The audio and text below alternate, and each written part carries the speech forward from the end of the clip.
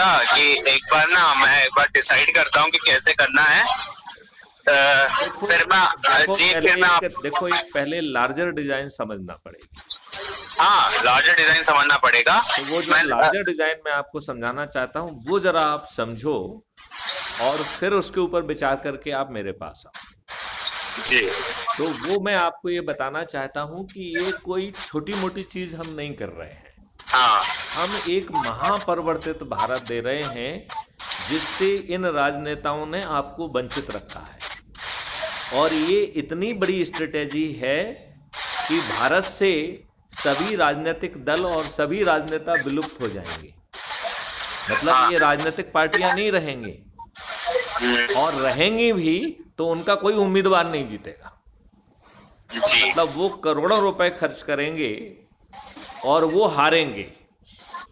वो करोड़ों रुपए खर्च करेंगे, और तब तक जो हमारा ये प्रोग्रेशन है कि यदि हम सिर्फ अपने ही परिवार के सदस्य, रिश्तेदार, मित्र, पड़ोसियों को यदि हम जोड़ते हैं, और इस जोड़ने की प्रक्रिया में यदि हम 10-10 लोगों को संकल्प के साथ जोड़ते हैं और इस संकल्प को प्रति रविवार को दोहराते हैं, तो हम 9 दिन में 100 करोड़ हो सकते हैं। 10 × 10 × 10 × 10 × 10 9 टाइम्स, मतलब एक के सामने 9 जीरो, इट मीन्स 100 करोड़। अब 100 करोड़ को देख के आपको लगेगा कि ये कैसे होगा, ये तो हो नहीं सकता है, राइट। और जब आपको मालूम है कि राजनीतिक पार्टियां तो 25-30 हज़ार करोड़ में ही जीत जाती हैं, और यहाँ हम 100 करोड़ का बृहद टारगेट रख रहे हैं, तो ये कैसे संभव होगा? ये तो संभव नहीं होगा। और तब और भी संभव नहीं होगा जबकि हम लोग जो है अंधभक्त बने हुए हैं, हम लोग कुछ समझना नहीं चाह रहे हैं। हम ये भी नहीं समझना चाह रहे हैं कि हमारे ऊपर गुलामों के ही नियम थोपे हुए हैं। तब हमें ये महापरिवर्तित भारत कैसे मिलेगा, और क्या इतनी आसानी से मिल पाएगा? तो मैं ये समझाना चाहता हूँ कि इसमें जो है हमें थोड़ा सा इसके मैथमेटिक्स को समझना होगा। आपके 144 करोड़ लोग हैं, उनमें से आपने 44 करोड़ को छोड़ दिया, केवल 100 करोड़ को टारगेट कर रहे हैं आप, राइट। और इन 100 करोड़ में से 10 × 10 × 10 के हिसाब से 9वें दिन 90 करोड़ लोग जुड़ रहे हैं, और 9वें दिन आपका टारगेट पूरा हो जा रहा है। इसका मतलब है 90 करोड़ को किसी को जोड़ने के लिए कोई दिन ही अवेलेबल नहीं है। तो 44 करोड़ धन 90 करोड़, इसका मतलब है 144 करोड़ में से 134 करोड़ को एक भी व्यक्ति को यदि वो नहीं जोड़ पाता है तो भी 100 करोड़ का टारगेट पूरा होगा। मतलब 144 करोड़ में से 134 करोड़ संकल्प लेने के बाद, प्रयास लेने के बाद, करने के बाद भी यदि एक व्यक्ति को भी ना जोड़ पाए तब भी ये पूरा होगा। इस मॉडल को ध्यान से फिर देखो। 8वें दिन जो 9 करोड़ लोग जुड़ रहे हैं उन्हें ही 10 लोगों को जोड़ना है। तो ये 10 लोग कौन हैं? हमारे परिवार के सदस्य, हमें, हमारे रिश्तेदार, हमारे मित्र, हमारे पड़ोसी, हम जिन संगठनों से जुड़े हैं उनके मात्र 10 लोग। और बदले में क्या मिल रहा है आपको? महापरिवर्तित भारत, जिसमें प्रशासनिक व्यवस्था बदल रही है, जिसमें प्रशासन में बैठे लोग आज जैसे हम जैसे लाट साहब नहीं होंगे। वो आपके घर पहुंचकर आपका काम करेंगे, और उनका 3 आकलन जो है ना उसी समय होंगे। उन्होंने काम कैसे किया, उसकी इफिशिएंसी क्या रही, उनकी वेशभूषा क्या थी, और उनका व्यवहार क्या था, और उसका आकलन करके वही उनकी ACR बन जाएगा। Cumulative assessment will become ACR। इसका मतलब है भविष्य में शासकीय अधिकारियों का, और बाद में तो प्राइवेट अधिकारियों का भी यही होने वाला है, कोई भी व्यक्ति, उसका वरिष्ठ अधिकारी या राजनेता उसकी ACR नहीं लिखेगा, उस काम ही उसकी ACR लिख देगा। नंबर 1।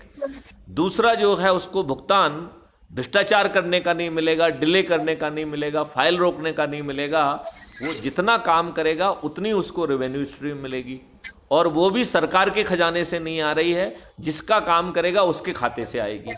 मतलब भारत सरकार के खजाने का बोझ जो है ना 1/4 हो जाएगा, और जो शासकीय सेवक है उसको जो है दुगना तनख्वाह हो जाएगी, वो भी रेवेन्यू स्ट्रीम के माध्यम से। मतलब उसे 30 दिन वेट नहीं करना पड़ेगा। यदि वो एक दिन में 10 काम करता है तो उसे 10 बार भुगतान मिलेगा। अब जो वो उसकी क्यूमुलेटिव एसीआर काम से एक्सट्रैक्ट हो रही है वही इसकी एसीआर बनेगी। तो इसमें समझने वाली बात जो है, बहुत समझने वाली बात है कि फिर होगा क्या, जो उसकी एसीआर बनेगी वो एसीआर काम कैसे करेगी, ये बात समझना बहुत जरूरी है। तो इसकी जो एसीआर है उसी एसीआर के आधार पे आपको पदोन्नतियां मिलेंगी, उसी एसीआर के आधार पर आपको पोस्टिंग्स मिलेंगी। इसका मतलब है आगे चल के शासकीय अधिकारियों को, जो आज राजनेताओं ने स्थानांतरण उद्योग बनाया हुआ है, वो स्थानांतरण उद्योग विलुप्त हो जाएगा। कितनी बड़ी बात है, मैं आपसे पूछ रहा हूं, कितनी बड़ी बात है ये। मिस्टर सरस मिश्रा जी, आपको ये बात समझ में आ रही है कि ये बहुत बड़ी बात है। तो अब सवाल उठता है कि शासकीय सेवक को उसको वेतन डबल मिल जा रहा है, उसकी एसीआर जो है वरिष्ठ अधिकारी या राजनेता नहीं लिख रहे हैं, उसके काम को ही एसीआर में कन्वर्ट कर दिया जा रहा है, उसी के आधार पर उसकी पोस्टिंग हो रही है। लिहाजा देखा जाए तो उसे कुछ भी नहीं करना पड़ेगा। मतलब ये समझने वाली बात है कि उसे कुछ भी नहीं करना पड़ेगा, बड़ी आसानी से उसकी सभी समस्याएं दूर हो गई। अब आज उसके ऊपर जो कंडक्ट रूल थमा हुआ है वो गुलामों का कंडक्ट रूल है। तो ये गुलामों का कंडक्ट रूल जो है ये बदल जाएगा। आज की व्यवस्था क्या है, 2 क्लॉज हैं, boss is always right, clause number 2, if there is any confusion please refer to clause number 1। ये नहीं रहेगा। कंडक्ट रूल में इसके उल्टी व्यवस्था होगी कि जो सही का निर्णय है वही जो है ना आप करिए। यदि आपको लगता है कि ऊपर वाला गलत निर्णय ले रहा है तो उसको रिव्यू के लिए कारण सहित लिखना आपका कंडक्ट रूल की जिम्मेवारी होगी। और यदि इस जिम्मेवारी का आप निर्वहन नहीं करते हैं तो आप वरिष्ठ अधिकारी के पाप और अपराध के सहभागीदार होंगे, जिसके लिए आपको दंड भी मिलेगा। अब 1 मिनट के लिए मान लेते हैं कि आपने लिखा और वरिष्ठ अधिकारी तो वरिष्ठ है, किसी एक को निर्णय लेने के लिए तो अधिकृत करना पड़ेगा। तो उस वरिष्ठ अधिकारी ने क्या किया, उस वरिष्ठ अधिकारी ने अपने निर्णय पे वो स्टिक करता है। तो ऐसे सभी निर्णय जो रिव्यू के लिए लाए गए हैं और रिव्यू के लिए लाने के बावजूद भी, ऐसे सभी निर्णय जो रिव्यू के लिए आए हैं और रिव्यू में आने के बाद वरिष्ठ अधिकारी बिना कारण के या बिना उचित कारण के उसे स्वीकार नहीं करता है, अपने निर्णय पर ही अडिग रहता है, तो वरिष्ठ अधिकारी का आदेश माना जाएगा। लेकिन ऐसे सभी आदेश जिसमें कनिष्ठ ने जो है रिप्रेजेंट किया और वरिष्ठ ने उसे डिक्लाइन कर दिया, ये एक ट्रिब्यूनल के पास चले जाएंगे और वो ट्रिब्यूनल इस बात को देखेगा कि क्या वरिष्ठ अधिकारी के पास उचित कारण है और इसकी एक ओपन सुनवाई होगी। और यदि वरिष्ठ अधिकारी ने बिना किसी उचित कारण के यदि उस आदेश को नहीं माना होगा तो गलत निर्णय के कारण जो हानि हुई है उसकी क्षतिपूर्ति करना होगी, पेनल्टी भी लगेगी और वरिष्ठ अधिकारी की नौकरी भी जा सकती है। इस पूरी व्यवस्था से हमारी प्रशासकीय व्यवस्था बदल जाएगी। अब देखिए, आप एक प्रशासकीय व्यवस्था हो गई, अब पुलिस व्यवस्था की बात कर लें। आज आपका सिर फटा हुआ है, गुलामों के नियमों को भी आज की पुलिस पालन नहीं कर रही है। उसकी विधिक जिम्मेवारी होने के बाद आपकी एफआईआर दर्ज नहीं कर रही है। नई व्यवस्था में आप बटन दबाएंगे तो एक वेल ट्रेन्ड वॉलंटियर जो पुलिस वाला नहीं होगा वो जाके आपकी एफआईआर दर्ज करेगा। He will become eyewitness to your injuries. He will become eyewitness to your scene of crime. और एज ए आई विटनेस वो अपने बयान भी देगा। तो एफआईआर भी हो गई है, पार्शियल इन्वेस्टिगेशन भी हो गया है, और एक उन हालातों को देखने वाला चक्षुवर्ती गवाह भी हो गया है। अब दूसरी समस्या है कि गलत एफआईआर कराना, झूठी गवाही देना, और पुलिस के द्वारा एफआईआर की तायद करते हुए अपने मन से काल्पनिक कथन लिख लेना, और विवेचना में अल्टीरियर मोटिव के कारण जो कुछ निर्दोष लोग हैं उनको फंसा देना और दोषियों को बाहर निकालना, और वकील के द्वारा झूठी जरह करके दोषी को निर्दोष और निर्दोष को दोषी साबित करना, ये परजरी के जघन्य अपराध होंगे। इन्हें करने वाले की संपत्ति भी का जब्ती का प्रावधान होगा। ऐसे लोगों की नौकरी और लाइसेंस रद्द करने का भी प्रावधान होगा, और उनके जेल में सड़ने का प्रावधान भी होगा। फिर 21 टेक्नोलॉजी के माध्यम से डिजिटल चित्रगुप्त उन चीजों को 21 टेक्नोलॉजी के माध्यम से डिजिटल चित्रगुप्त उन साक्ष्यों का संग्रहण और संकलन कर पाएगा जो आज की पुलिस सोचने की औकात नहीं रखती है, और वो हैश वैल्यू से लॉक हो जाएंगे। तो डीप फेक जैसी ड्रीडेड डरावनी टेक्नोलॉजी भी साक्ष्यों के साथ छेड़खानी नहीं कर पाएगी। आज की व्यवस्था में जो अंग्रेजों ने बनाई है वो इसी तरीके से बनाई गई थी कि भारतीयों को न्याय ना मिले, प्रक्रिया में फंसे रहें और न्याय से वंचित हो जाएं। इस नई व्यवस्था में वीडियो बेस्ड ट्रायल सिस्टम से आपको अधिकतम 30 दिन में न्याय मिलेगा। फिर इसमें जैविक संसार की व्यवस्था है, आपकी पानी फिर से 9 फीट पे आने की व्यवस्था है, आपकी जलवायु स्वच्छ होने की व्यवस्था है, अद्भुत गौशालाओं की व्यवस्था है जिससे गायों की संख्या 10 गुना और पेड़ों की संख्या 3 गुना होगी। गायों की पूजा की व्यवस्था भी इसमें है। ऐसे 21 बड़ी व्यवस्थाओं के साथ ये देश बदल जाएगा। और आपको एक चीज और समझना है कि आपको 5 मौलिक अधिकार मिल रहे हैं। एक मौलिक अधिकार क्या है? रोजगार का मौलिक अधिकार, और रोजगार भी आपके पोटेंशियल का। तो आज तक आपने किसी ने भी आपका पोटेंशियल जानने की कोशिश नहीं की है, किसी ने भी जानने की कोशिश नहीं की है। पहली बार क्राइम फ्री भारत मिशन कह रहा है कि आपकी पोटेंशियल को नापा जाएगा, और जो आपका पोटेंशियल नापा जाएगा, जहां आप आज खड़े हुए हैं वहां से उसका पाथवे बनेगा। उस पाथवे को छोटे छोटे माइलस्टोन में बांटा जाएगा। और पहले तो हम शिक्षा, हुनर और टेक्नोलॉजिकल इनेबलिंग की बात करते थे, अब हमने इसमें एक कंपोनेंट संस्कार का भी जोड़ दिया है। तो संस्कार, शिक्षा, हुनर और टेक्नोलॉजिकल इनेबलिंग केवल एक माइलस्टोन की दी जाएगी।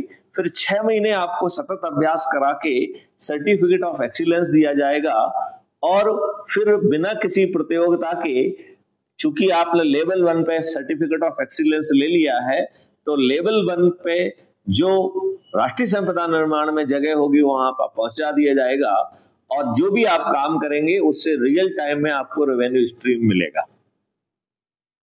अब ये लाभ आपको तब भी मिल रहा है जब आपके खीसे में पैसा नहीं है। इसके लिए हमने एक कलवृक्ष अकाउंट की व्यवस्था की है। तो हर व्यक्ति के अकाउंट के साथ एक शैडो अकाउंट होगा जिसे हम कलवृक्ष अकाउंट कह रहे हैं। इसमें बिना आवेदन लगाए, बिना किसी के अप्रूवल के, जब इन 5 मौलिक अधिकारों के लिए आपको धन की आवश्यकता होगी तो बिना मांगे मिल जाएगा। और जब आपको आपके माइलस्टोन के अनुरूप प्रशिक्षित करके, सतत अभ्यास करा के, सर्टिफिकेट ऑफ एक्सीलेंस देकर जब आपको राष्ट्रीय संपदा के निर्माण में भेजा जाएगा, तो जो आपकी रेवेन्यू स्ट्रीम आएगी वो अपने आप जो है कलवृक्ष अकाउंट का पैसा पट जाएगा, और उसमें भी आपसे पूछा नहीं जाएगा। और जब आपका पूरा पैसा पट जाएगा, उस दिन से आपकी समृद्धि चालू हो जाएगी। तो ना तो आपको रोजगार के लिए कोई कॉम्पिटिटिव एग्जामिनेशन देना होगा, ना ही आपको शिक्षा के लिए कोई कॉम्पिटिटिव एग्जामिनेशन देना होगा। और जब आप माइलस्टोन 1 का काम सिद्धस्ता के साथ पूर्ण कर लेंगे, तब आपको माइलस्टोन 2 की यात्रा के लिए फिर से क्लोज किया जाएगा, और यही चक्र तब तक चलेगा जब तक कि आपका पोटेंशियल रियलाइज नहीं होगा। तो अभी तक अपन ने 2 मौलिक अधिकारों को कवर किया है, एक रोजगार का मौलिक अधिकार है और दूसरा जो है शिक्षा का मौलिक अधिकार है। फिर तीसरा मौलिक अधिकार आपको मिल रहा है वो भोजन का, और इसमें 5 किलो गेहूं नहीं है, इसमें मल्टीग्रेन है, फल है, सब्जियां हैं, दालें हैं, दूध, दही, घी, वो भी अल्फा 2 वैरायटी का, देसी घी का, देसी गाय का, जीवन वर्धक औषधियां हैं, शहद है, ये सब आपका भोजन का मौलिक अधिकार के तहत आएगा। इसी प्रकार आपका स्वास्थ्य का एक मौलिक अधिकार होगा, जिसमें भारत के 144 करोड़ लोगों को डेडिकेटेड हेल्थ वॉलंटियर मिलेगा। तो गांव में 1 हो सकते हैं, 2 हो सकते हैं, डिपेंडिंग अपॉन कितनी जनसंख्या है, लेकिन हर व्यक्ति को एक डेडिकेटेड वॉलंटियर ईयरमार्क होगा। और जब आप बीमार होंगे तो बटन दबाएंगे तो वो डेडिकेटेड ट्रेंड वॉलंटियर्स, उसमें वो उस काबिलियत पैदा कर दी जाएगी कि वो आपके ब्लड सैंपल से लेके हर तरीके के सैंपल ले ले। गांव अभी जो लेबोरेटरी का नेटवर्क शहरों में है, इससे बड़ा और अच्छा नेटवर्क ग्रामीण क्षेत्र में होगा, और नियरेस्ट जो है लेबोरेटरी के पास जो है ना आपका सैंपल पहुंचेगा, आपकी टेस्ट रिपोर्ट सीधे आपके वेलनेस सेंटर में पहुंच जाएगी, और वेलनेस सेंटर में सभी पैथियों के लोग जो है बैठेंगे। ऐसा अद्भुत होगा वो वेलनेस सेंटर। वहां पर जब आपकी रिपोर्ट पहुंचेगी तो सभी पैथी के डॉक्टर साथ में बैठ के आपकी रिपोर्ट पे पहले इंटरनली चर्चा करेंगे, और सभी पैथियां डिसाइड करेंगी कि बीमारी के स्टेज के हिसाब से किस पैथी को प्राइमरी रोल करना है, किसको सेकेंडरी करना है, किसको टर्सरी करना है।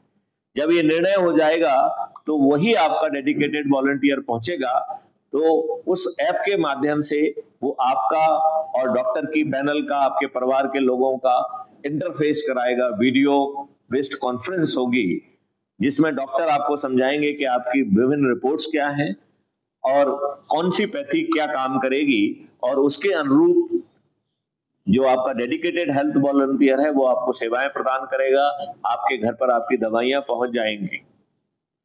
अब यदि आप लेट हो जाते हैं बटन दबाने में और आप किसी क्रिटिकल बीमारी के शिकार हो गए हैं, तो डॉक्टर आपको ब्रीफ करेंगे कि भाई आप क्रिटिकल बीमारी के शिकार हो गए, लेकिन परेशान मत होइए, इट इज रिवर्सिबल। आपको लेने के लिए एम्बुलेंस रवाना हो गई है, वो आपको रियल टाइम उसकी लोकेशन मिल रही है, इतने समय में वो आपके यहाँ पहुंच जाएगी। आपका ये लिस्ट है, चेकलिस्ट, इस हिसाब से आप सामान तैयार कर लीजिए, और जितना भी डॉक्यूमेंटेशन है while you are in the process that will be completed. और आपके वेलनेस सेंटर को ये मालूम है कि आपका फिजिकल स्टेटस क्या है, उसके अनुरूप यदि आप चलने की स्थिति में तो उस तरीके का वेलकम होगा, यदि आपको व्हील चेयर चाहिए तो उस तरीके का वेलकम होगा, और यदि आपको स्ट्रेचर चाहिए तो स्ट्रेचर जैसा वेलकम होगा। और सीधे आपको सैनिटाइजेशन लेके यदि आपको आईसीयू या ऑपरेशन थिएटर में ले जाया जा रहा है तो वहां पहुंच जाएंगे, जहां आपकी वीडियो रिकॉर्डिंग होगी, और किसी को भी वहां रहने की आवश्यकता नहीं है, सब काम पूरी जिम्मेवारी के साथ होगा। और ये सब सुविधाएं उसे भी मिलेंगी जिसके खीसे में एक पैसा नहीं है, लेकिन सभी लोगों का भुगतान रियल टाइम बेसिस पे हो रहा है और आपके अकाउंट से ही हो रहा है, तो पैसा जो है वो कलब्रिज अकाउंट से आ जाएगा। और जब आप माइलस्टोन वाइज जो है ट्रेन किए जाकर सर्टिफिकेट ऑफ एक्सीलेंस पा जाएंगे, तब आप जब राष्ट्रीय संपदा में पहुंचेंगे तो आपका जो रेवेन्यू स्ट्रीम फ्लो होगा उससे कलब्रिज अकाउंट का पैसा कट जाएगा। इसका मतलब है फिर आगे आपको समृद्धि और खुशहाली का मौलिक अधिकार मिलेगा। तो जब आपका कलब्रिज अकाउंट का पैसा कट जाएगा तो आपकी समृद्धि चालू हो जाएगी। आपकी एंटाइटलमेंट के हिसाब से आपको मकान बनाने का अपने आप ऑफर मिल जाएगा। आपके भवन आपसे अनुमोदित कराया जाएगा कि आप कैसे भवन चाहते हैं, आपकी व्यक्तिगत प्रेफरेंसेस क्या हैं और उनको इनकॉर्पोरेट करते हुए आपको अपना निवास मिलेगा। तो आज की जो रोटी कपड़ा मकान है वो सब समस्याएं दूर हो जाएंगी। ऐसा अद्भुत भारत यदि आपको सिर्फ अच्छे भारत का संकल्प लेके मिल रहा हो, जिसमें हम ना आपकी सोच बदल रहे हैं, ना आपका चिंतन बदल रहे हैं, ना क्रियाकलाप बदल रहे हैं।